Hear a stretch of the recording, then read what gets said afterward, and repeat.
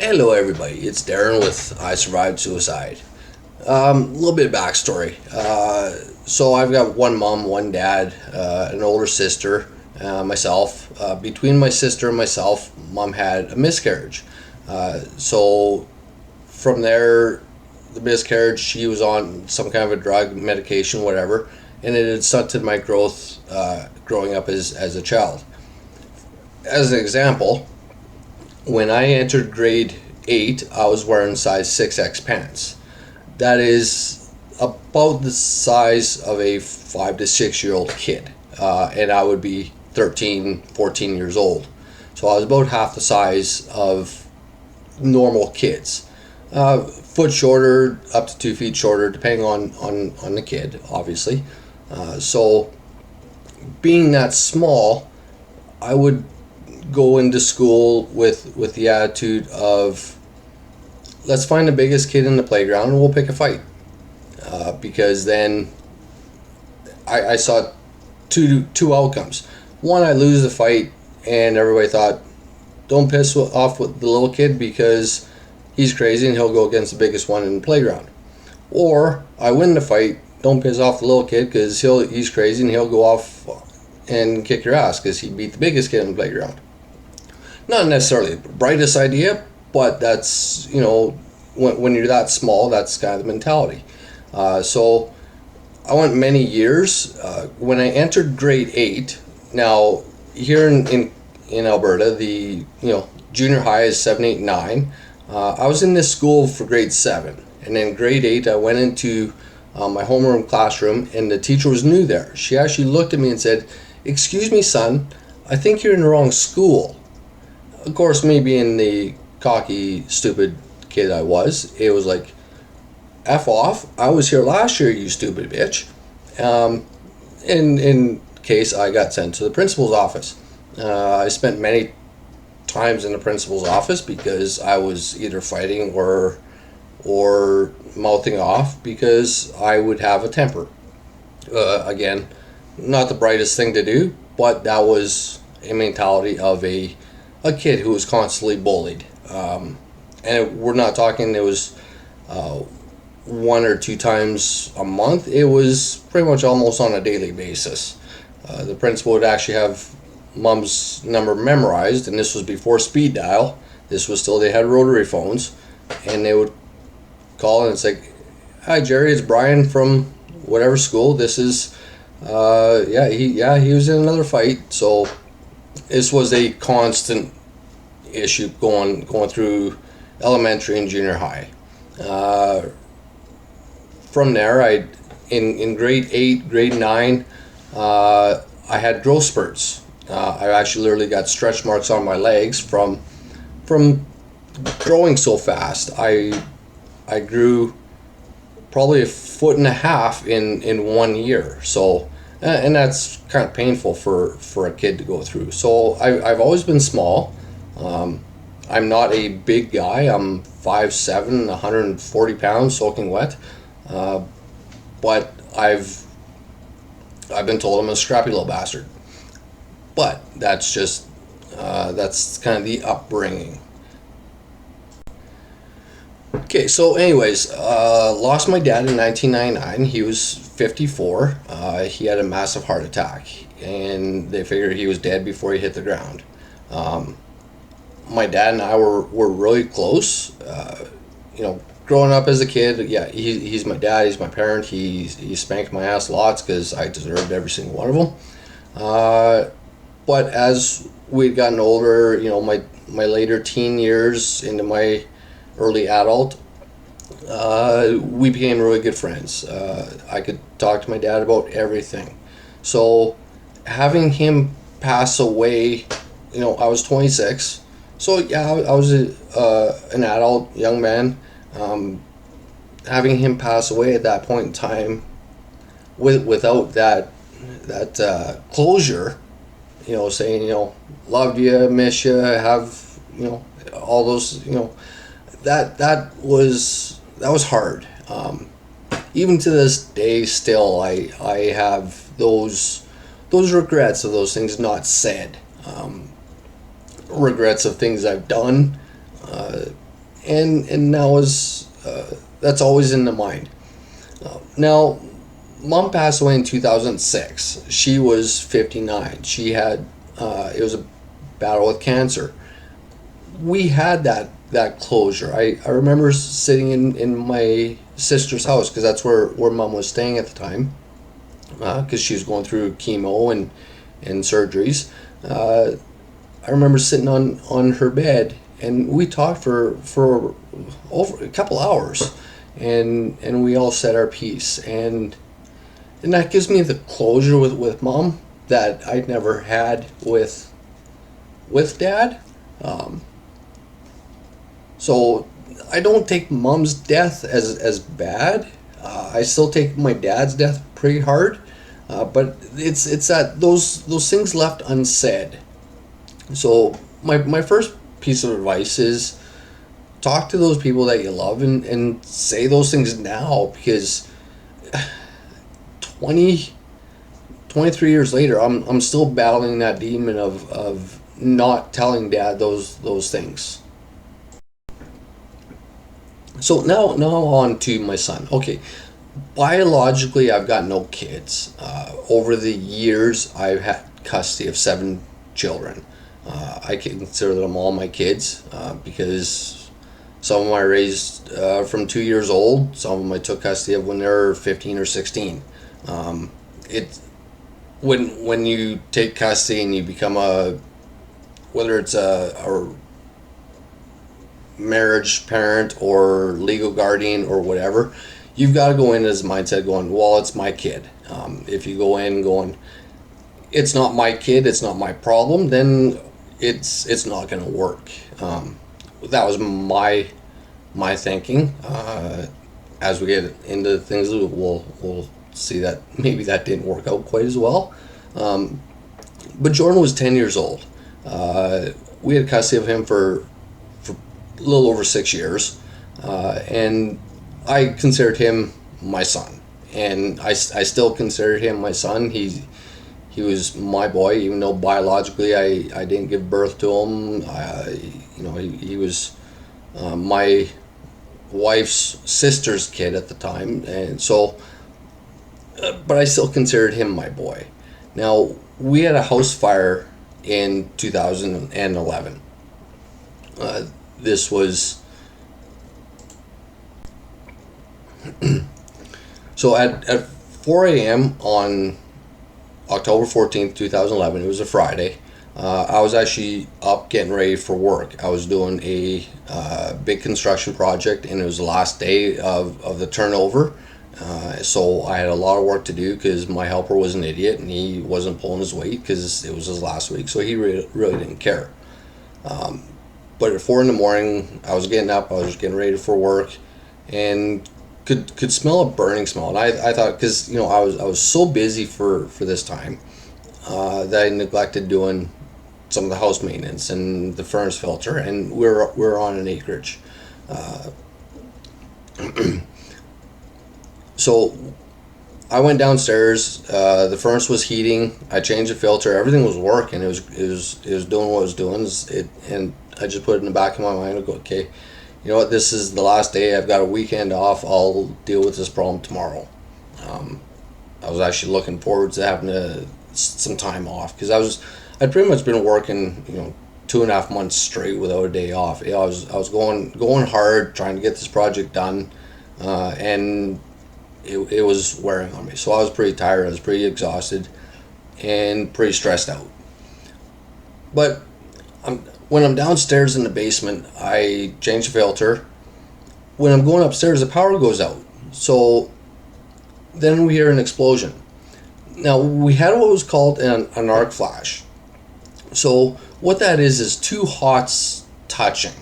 So picture the one like your light. So you flip on your light switch, that's 1 hot. So if you disconnect the light switch, the power just goes through. So that's fine. You get 2 hots on things like your air conditioner, your dryer, your stove. You get 2 hots going together, and it's like, well, that's where the explosion is, because it actually explodes inside the electrical panel. By the time I got upstairs, and the electrical panel already exploded. The whole main floor is engulfed in smoke. So I open the front door, the dog takes off. I start yelling fire, fire, fire, and I start running upstairs. And by this time, the kids had started getting out, and I grab Sarah from the top of the stairs, and I run down and throw her outside. Run back in again, and I grab Kelly. I need Kelly in the head, so she had a nice little bruise on her head, and I drag her and throw her outside. By this time, the wife she's on the back veranda. There's no stairs off of that thing, and she's screaming, yelling, and having an attack. So I run around, grab a ladder, throw it up against the side of the deck, and she was having problems getting her legs over. Well, the flames exploded out of the kitchen windows, and she literally hurled the rails and slid down the ladder. By that time, I had actually run back around again, and I tried to enter the house another 3 times. The smoke was so intense that you couldn't even see the front door, and the only reason I was able to do a lot of this is just from house memory. So I'd have the steps memorized, that you go in 5 steps, you turn 1, you go up 3 steps, and up another 45 degrees, you go up another 7 steps. So I had the house memorized, but I'd tried to enter 3 more times, just so much smoke. My next door neighbor actually dislocated my shoulder, holding me from going back in. So from there, I grabbed I'm a refrigeration mechanic, so I grabbed a 30-pound bottle of refrigerant. Now, the refrigerant is 30 pounds, so there's 30 pounds of refrigerant in the bottle. The bottle is about 14, 15 pounds, so 40, 45 pounds. I hurled the bottle. The flames and smoke were so intense, I don't even know if I hit the house. Still to this day, I don't even know if I hit the house. Did I hit the house? Did I throw it over the house? Did I throw it beside the house? I got no idea.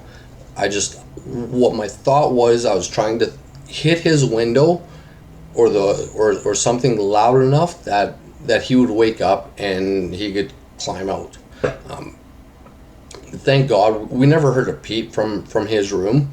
Otherwise, I'm mental already, but I'd be much further gone than already am. But that was kind of my mentality at that point. Now, with a house fire, it's not like the movies where the fire department shows up in 10 minutes and they can enter the house. 90% of the time they don't.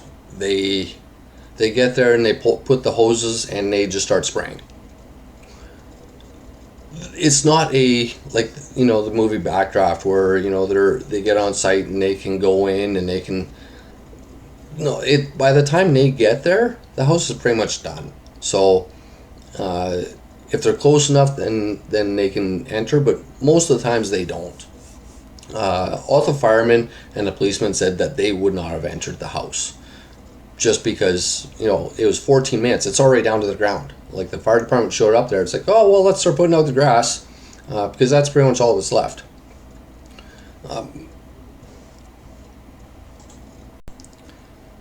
But to this day, I still have those recurring thoughts going, what if? What if I had gone in one more time? What if I was able to get up to his room? What if I was able to? There's always those what ifs, and everybody says it's not healthy, and it's probably not. But as my mentality and my parenting, I failed. And that's always that hard thing to admit. Like, he's not here today because I didn't do enough to try and save his life. My next door neighbor separated my shoulder. Like, how much more can you do? I did more than the fireman or policeman did, but it's still that thought in the back of the mind is always going to be there as to what if I did one more time. So I took some time off work, and and that was actually, I didn't go back to the company I was at. I went back to a company I worked for before because it was a bad scenario.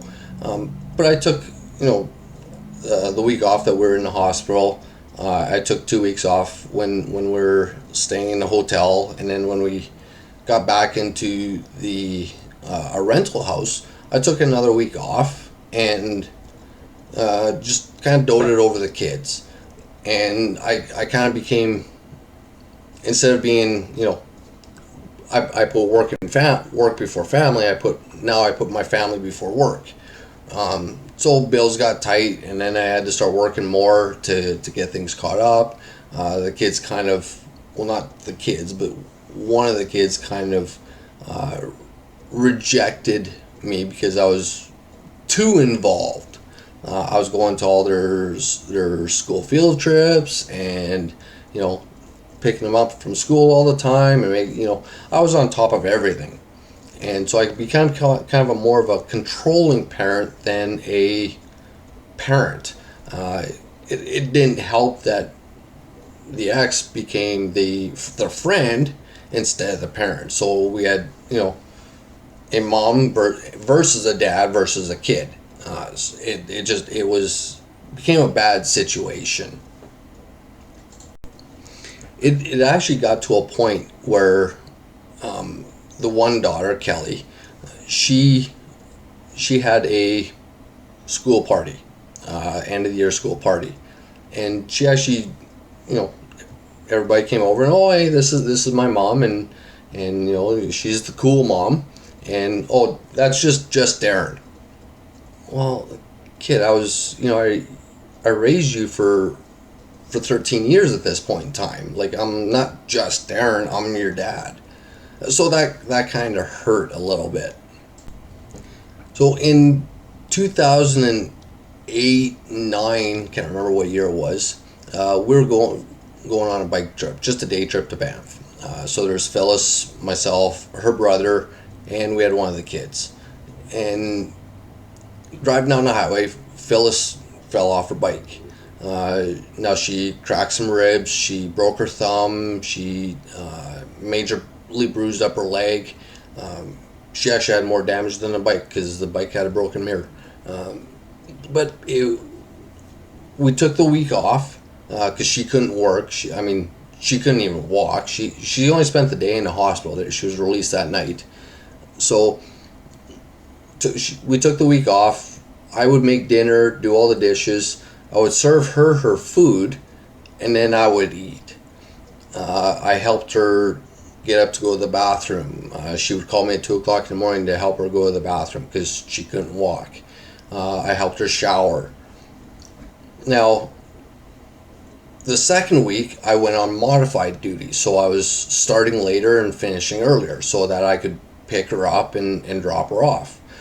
Just because she wasn't able yet to drive. Her ribs still hurt, her lungs hurt from being punctured, or not punctured, but pressured on. Her leg hurt, and she couldn't do anything with her thumb because it was broken. So in 2000, and I think it was 2015, I had a heart attack, or what we suspect was a heart attack. Now, I was rushed to the hospital Sunday night. I think it was Sunday night. And I didn't get out till Friday afternoon. So I spent all this time in the hospital. I was on a portable heart monitor the entire time, medications, blood thinners because I wasn't moving. And it took 2 days for them to even bring me a phone. They brought me a DVD player but no power cable, so it was kind of useless. I didn't have visitors every day because she didn't take time off work. She would go home right after work, even though she passed the hospital. She would just go home and be with kids. And they, when I got picked up Friday, we went home, and I actually had to wash dishes before I could take the medication the doctor gave me. There's no dishes, clean cups at all. They empty, like they use all the dishes, and then it's like, oh, we'll just start eating out. So my first task getting home from being in the hospital for a week was to wash dishes. So that's kind of the one thing with the family kids thing. Now, the kids didn't have a lot of chores. Not like when I was growing up. Like, I was cutting the lawn every week, and we did dusting and vacuuming every week. Kelly's chores were to empty the dishwasher. She didn't have to reload it. She just had to empty it. And then when the kitchen garbage was full, she had to empty that. And then once a week, she would have to empty all the garbages in the house. Literally, her chores, like emptying the dishwasher, is a 5-minute job, and emptying the garbage is like 2 minutes. And once a week, the whole thing is like 10 minutes walking around the house. There's not a lot. I remember growing up, I was doing, at least an hour to 2 hours chores every Saturday, plus the room and everything else. I actually got in trouble one time because it was raining outside. I walked in the door. Now I'm carrying my coffee cup and my lunch pail and my jacket and my thermos, and like my hands are full. And I open the door, and I can't even open the door all the way because Kelly dropped her jacket in the middle of the floor. My boots are muddy. I can't take them off. It's raining outside. I can't put anything down because it's raining outside. Well, I'd walk on top of her jacket. I get in trouble for that. Even though the cupboard's right there, the closet's right there that she could hang it up, I get in trouble for walking on her jacket. Not that she didn't pick it up and put it away, it's because I walked on it. When we finally separated in 2017, like actually separate and move apart, Kelly and I remember this conversation. She actually said she hated me and she wished I would die, and she hated my smile. And it took many years to actually even get a smile back, and I still don't have a smile back. I used to have a little kink in the little lip there with a constant smile. Like, I was always joking and laughing. To have a 17-year-old kid tell you that they hate you and they hope you die, that hurts. Like, I raised this kid from 3 years old, so that hurts a lot into the heart. So it's now 2022. I haven't talked to Kelly since 2018. I think it was the last time I had her phone number, wished her a Merry Christmas, and I got thanks. I never get a Merry Christmas or a Happy Birthday from her. And just like, she doesn't want anything to do with me. So, and that's unfortunate. I hope one day she learns that, parenting doesn't come with a manual. I did the best that I could, and unfortunately, I'm sorry it's not good enough for you. But there's no owner's manual with being a parent, And when we first all got together, I was in a half duplex, one bathroom. I moved 4 women in to my house. We had the shower schedules because there was only one shower, and there's Phyllis, there's myself, there's a teenager, there's a preteen, and then there's Kelly, who was 3. That's a lot of women in one house at one time, and no one seems to remember that. They seem to remember that I harped on them not doing dishes. So a little bit of a backstory as to why I am kind of the way I am. I'm also one of these types of people that I'm very emotional. At mom and dad's funeral, well, especially mom's funeral. Now, because it was my mom, everybody has to wait for you to leave before they can go.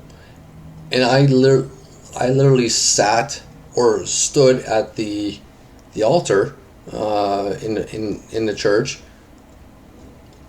not wanting to move because I was bawling so much.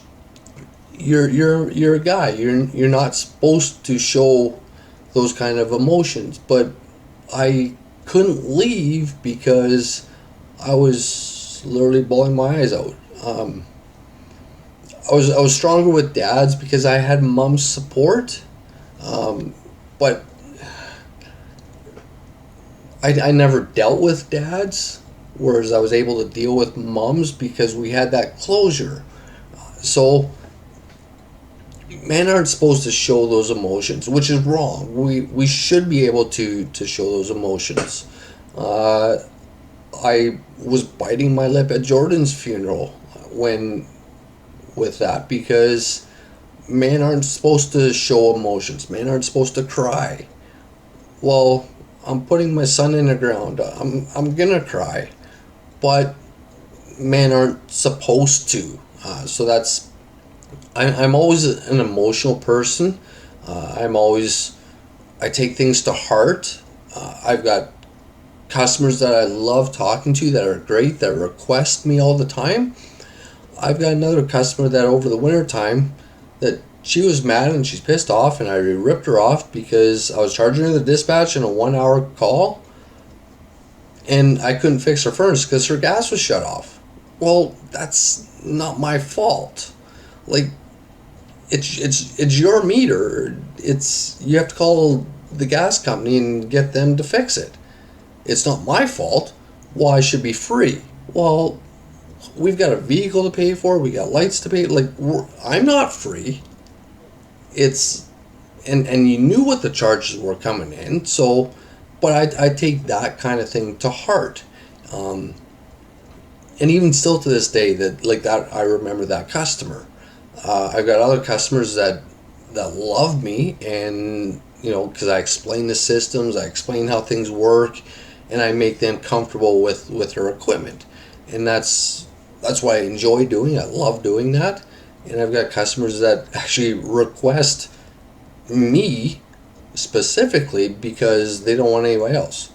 I've actually got customers that follow me from company to company because they don't want anybody else. There's one customer that was locked in a contract with one company for 2 years because the company that I worked for recommends, like we had to recommend this. When that contract expired, she refused to renew it with that company, and she started phoning all the other HVAC companies around town to see if I worked there. And when she found the company that I worked for, she requested me. So I've got customers like that. But those other customers that are difficult to deal with, I'm ripping them off because I'm not free. Though I take those ones to heart. Like, that's very personal to me. I'm emotional on everything. I take everything as worst case scenario. For example, right now, like, I'm in Canada. The war in the Ukraine is weighing on me.